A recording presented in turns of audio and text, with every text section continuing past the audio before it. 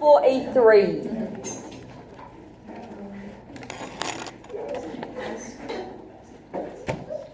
All right, let's focus. So, 4E3, we are talking about credit cards. So, calculating credit card debt is an application of compound interest.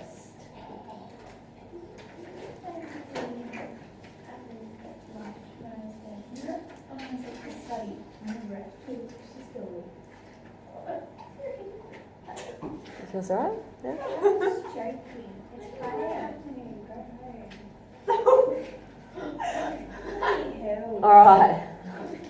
All right, so we're talking about when we use credit cards and we accumulate interest on our credit cards. The way we accumulate interest is the way we accumulate interest using compound interest. So it's calculated on whatever we have in the account. All right, so not just on the first amount, but it's just continually calculated. All right, and with credit cards, our interest is calculated daily. So the shorter our periods, what happens? Yeah, the more interest. So having it daily is quite nasty. All right, so we have to pay extra interest every day. All right, so that's why credit cards can be not the nicest little bit of plastic. So to calculate the interest in a credit card, this is our compound interest formula, but the main difference is this number down here.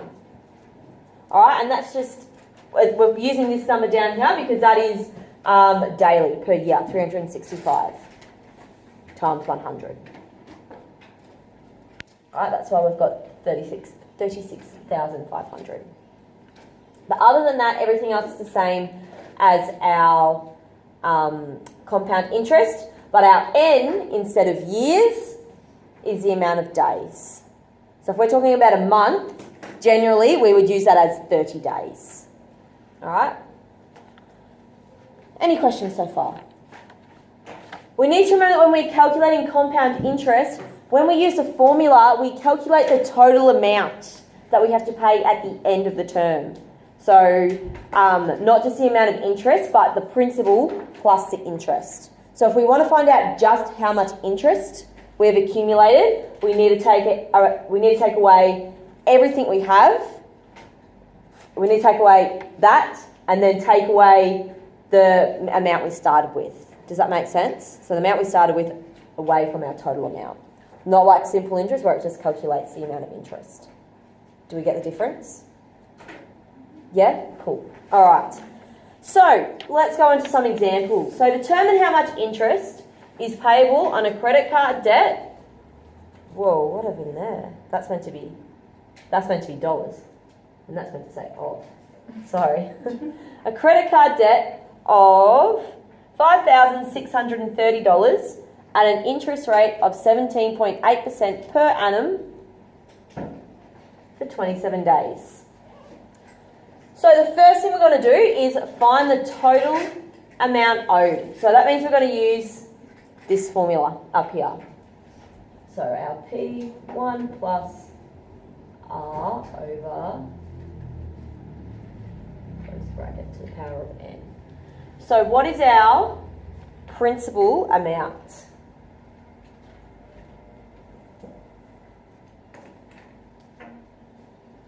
What are we starting with? What's our debt starting at? 5,630. Yep, good. So this is what we're starting with. We've bought something for $5,630 on our credit card. Now we have to pay that back. Okay, the interest rate, so the rate is what? 17.8%. Yep, 17.8. And how many days? 27. 27. Excellent. On the ball. So now we just need to plug these into our formula. So we're starting with our 5,630, always number one, plus our rate over 3,600, 500.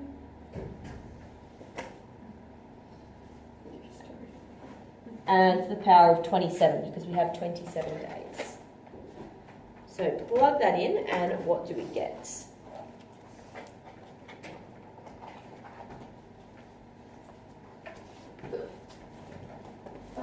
$5,704.60. Yep, beautiful. So this equals, our total amount equals $5,704.60. Alright? So after 27 days, this is how much money we need to pay back after 27 days. Why is it over 3,000? Yep, because it's calculated daily. So we, instead of just having the rate over 100, so we're saying the rate per year, we're now talking about it per day. So it would be 365 times 100. So we're just putting it in as that. Wait, why did you choose about 100? Because the compound interest formula is over 100. Oh, But we're usually calculating that per year. But now we're calculating it per day. So that's why we've got to multiply it. Does that make sense? Yeah. So I've just taken out that step and just put that number in as our formula. Just so we don't have to keep doing that every single time. It's always going to be the same. Alright, then the last step is find the amount of interest. So how would we find the amount of interest? Wait, big number take away the small number. Total amount. Yeah, total amount. Yep, so our big number, which is our total amount, take away our... Smaller amount, which is the debt, or the Yep, which is the principal. So we're going to find out our amount of interest.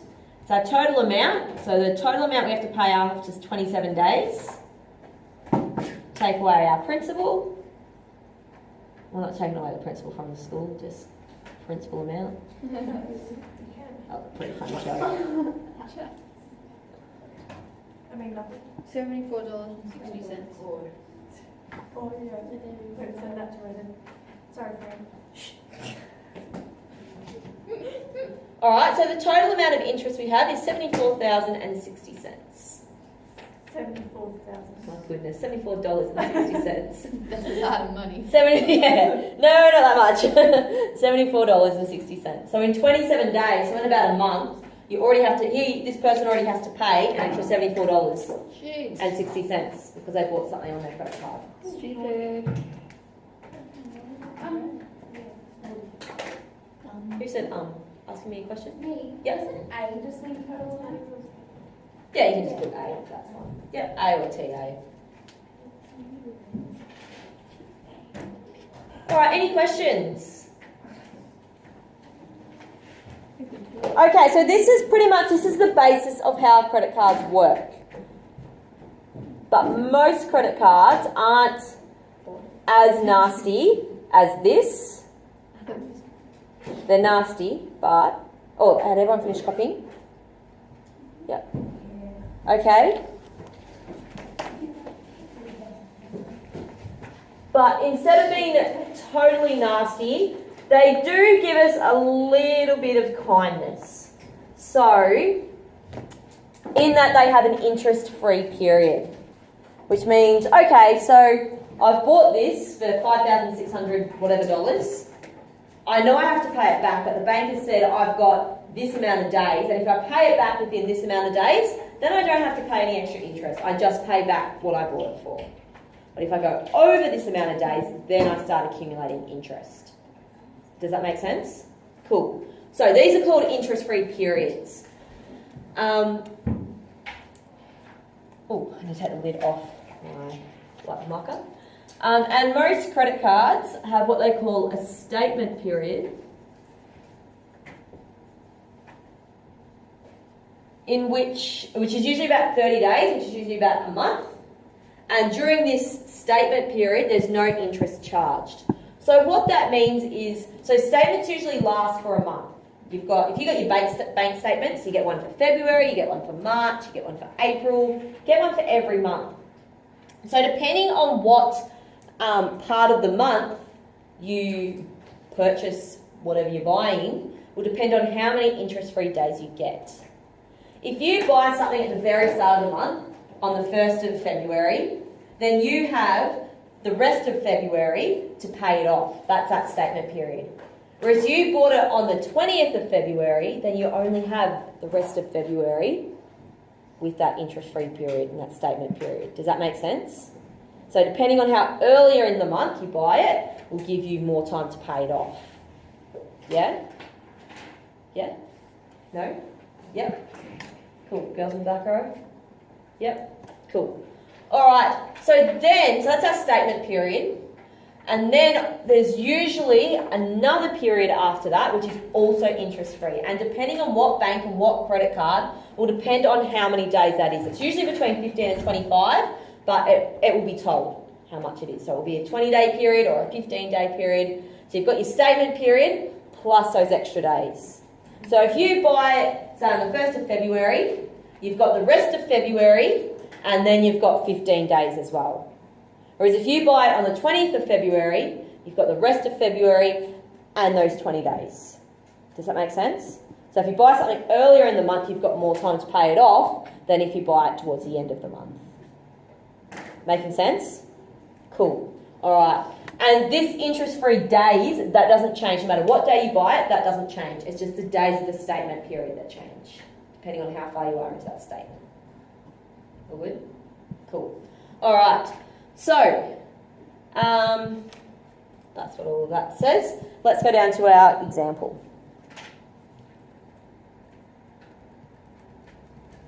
And it looks like we're going on a holiday to Bali. Who wants to come?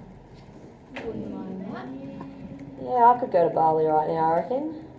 Be a bit warmer. Oh, another phone. Yeah. I know, I was like, literally having this conversation. Alright, so let's have a look. So Janelle pays for her holiday in Bali using her credit card. Her bank offers a 30-day statement period plus a further 25 days. After that time, the bank charges an interest rate of 20% per annum, compounding daily.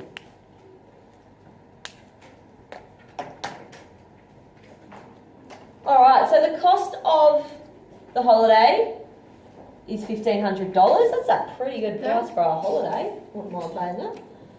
And she makes a purchase on the 16th of August, which is day 10 of her statement period. She intends to pay it off on the 1st of November. At this date, how much will she need to pay back? So before we can calculate the interest, two things we need to work out. We need to work out how many interest-free days and how many days is she accumulating interest for. So interest-free and non-interest-free. So we need to know how many days altogether. So first of all, let's work out how many interest-free days. So if she is, alright, so her bank gives her a 30-day statement. So she's got 30 days interest-free. And what day into it does she buy it? Day 10. Day 10. Alright, so there's 30 days interest-free and she's into day 10 of that. So, how many days of the statement period does she have left that are interest-free? 20. Yep, so she's got 20 days. So this is our statement period. I'm just going to call that SP. And then how many extra days does her bank give her after that statement period? 25. Yeah, 25. So we've got the interest-free period is 25 days. So to find out the total amount of interest-free days, how are we going to work that out? 20 plus 25. Yep, 20 plus 25. So all up, she has 45 days interest-free. Where did the 25 come from? 25, right up here. What does IFP stand for? Interest-free period. Okay.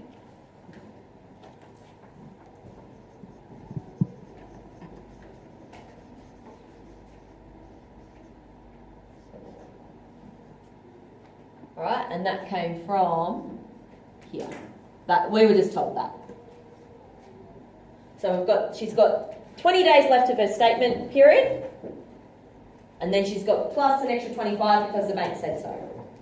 So the only bit we had to work out was how many days left of the statement period, and then add the extra days. So that's how we get the 45. Any questions about that? All right, cool. So now we need to work out, so this is our interest free. Now we need to work out how many days she has to pay interest for. So to do that, we first need to work out the total number of days.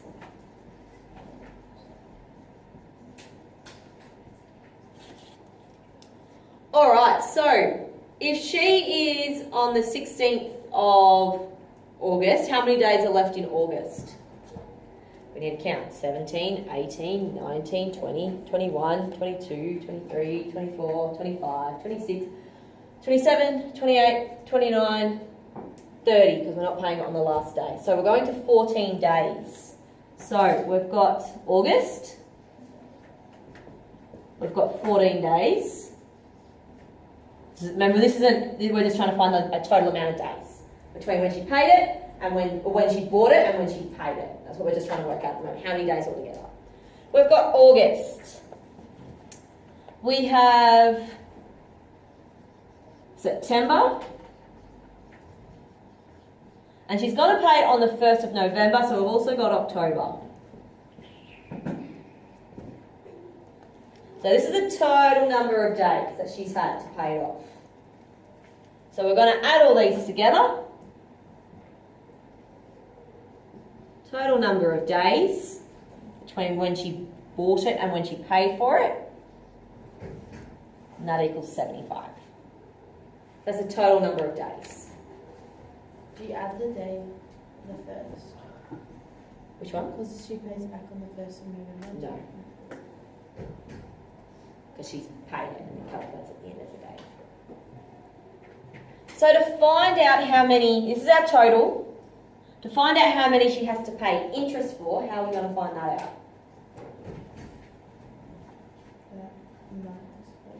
Yep, excellent. So we've got our 75, so this is our total number of days.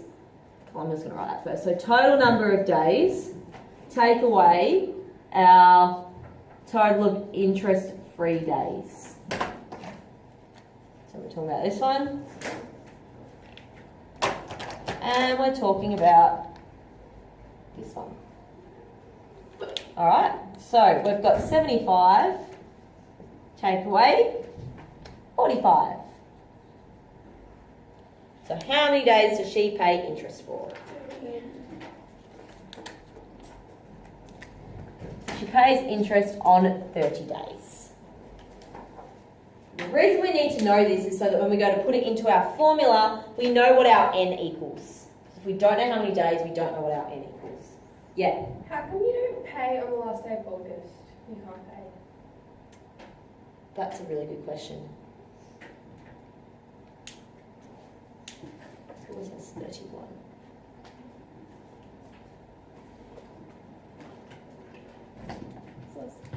That's a really good question. Why don't we pay on the 31st of August when we pay on the 31st of October? What do you mean? Like you don't pay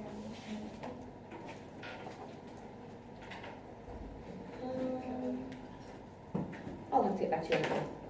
That's a really good question though. Alright. Do we understand what's going on other than that August bit? Everything else is okay? Yep. Alright, so let's then find out the amount of interest that she accumulates. So how are we going to do that?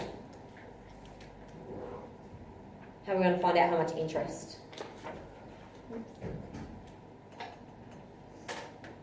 What are we going to do? What are we going to use? Yeah, we're going to use the formula that we used earlier, which is our P1 plus R.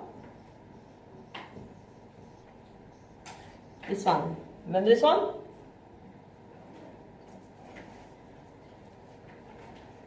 Okay, what was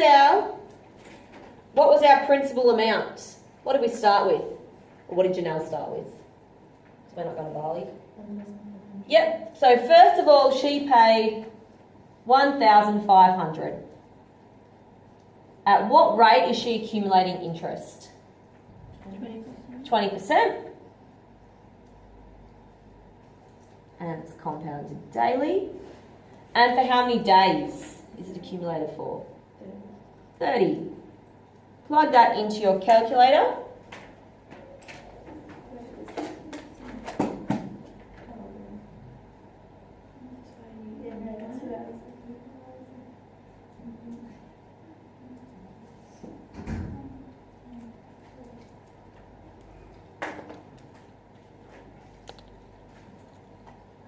What do we get?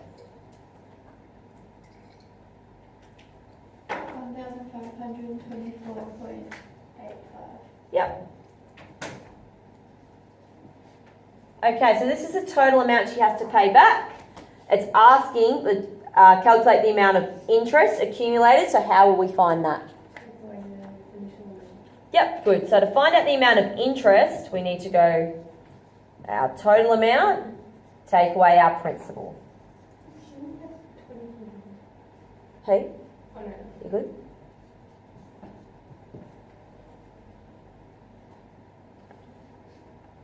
So how much did she end up paying extra? 24. Yep.